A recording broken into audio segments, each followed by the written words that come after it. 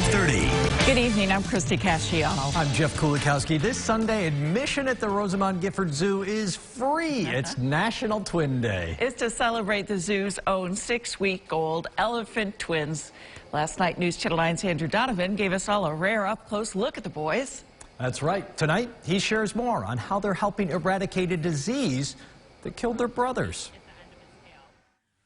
Ashley Shepard is the zoo's collections manager assigned to 2 elephants.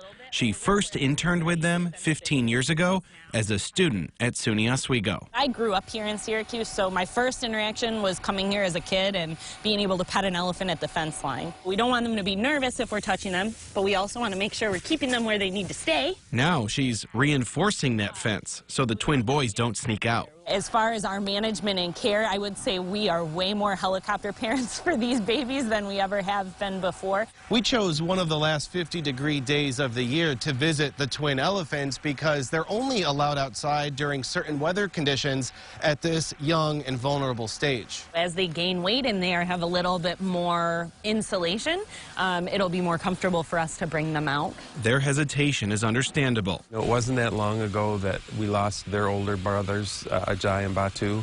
The 2-year-old and 6-year-old died from herpes in 2020, the leading cause of death for young elephants. We have a close connection with these animals, and it is devastating. You're never going to get over that, no matter what you say, you're not. We always think of Batu and Ajay on a regular basis. That was the most devastating time in my career. Watching the passion and the dedication of that staff, trying to keep them comfortable when we knew we couldn't do anything more. Nobody wants to live through that again. And that's in the back of your mind when you're watching these guys. We had the loss of 2 boys, and then we got 2 boys. So I'm not sure what to make of that, to be honest. Kind of a gift. Maybe some divine intervention, too. Correct.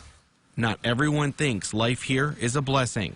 This park has been put on the worst zoos for elephants list, published by the group In Defense of Animals. Deaths and births are fodder for animal advocates who protest captive habitats. There were a lot of questions in the community about why are we doing this? What should we be doing? Should we be breeding elephants? The zoo director's answer?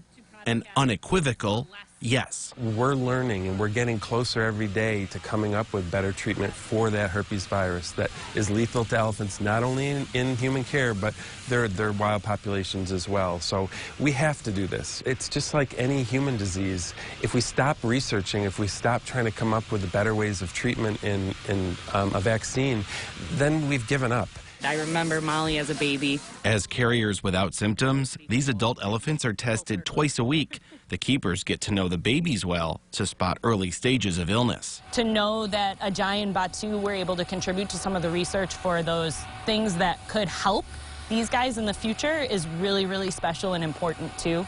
And we're going to do everything we can for these 2 boys in honor of those 2. The zoo participates in research for vaccine development and stem cell treatments.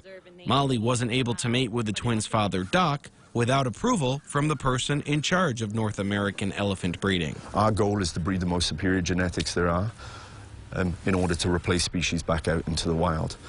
If we could, as a human population, do a better management of living with species in the wild, we wouldn't have to exist.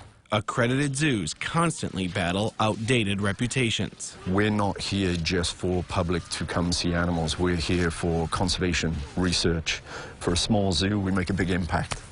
They hope Yad and Tukata become mascots for responsible breeding, education, and celebration. This knocks it out of every park.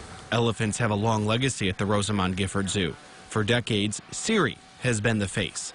The next generation is ready for their turn. In Syracuse, Andrew Donovan, News Channel 9.